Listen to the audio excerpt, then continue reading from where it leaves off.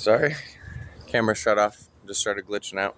But anyway, a subconscious part of you could be aware of some sort of emotional tension that is being localized in a physical part of your body, which can happen.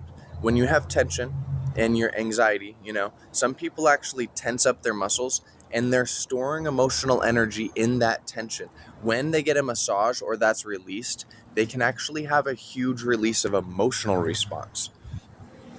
So, yeah, it's like if we're communicating with our subconscious in different ways, and I perceive that as a spirit guide that I'm dealing with, trying to help me overcome certain issues.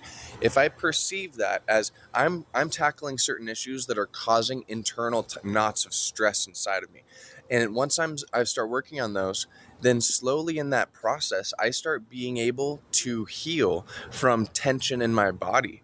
And that might be visualized and projected to me in all sorts of crazy ways, like the Indian stabbing my brain.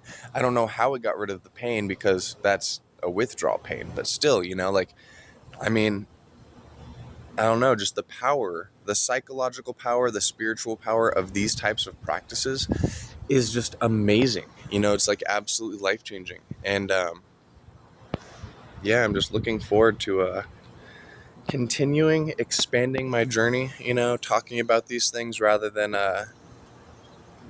just going through this privately and personally, because I'm realizing there's so many people that can help me see things in different ways and help me like understand different aspects of myself, and like, I don't know, it just feels good to be getting involved with a community that actually cares about each other's spiritual development rather than, money or like power. There's so many people practicing magic and stuff who are just looking for power.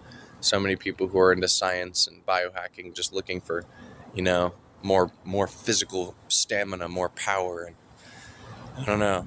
I think once you truly attain a place of like understanding the reality of things, it's funny how like you lose interest in power.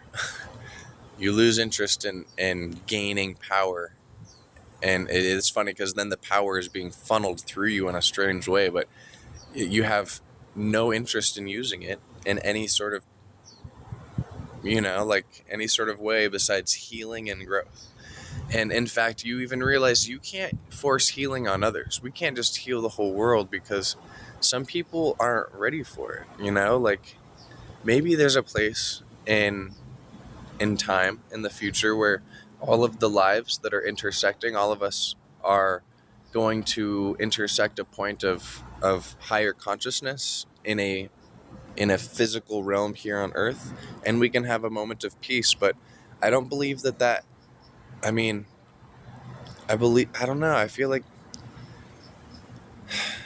forcing personal growth and development and enlightenment on everything creates static virtue rather than good. Static virtue, if evil doesn't exist, good is just this static state of being. It is not a choice. It is not a reality. It is just it's forced on you. So, I don't know, maybe once you ascend to a point, you can learn to transcend physical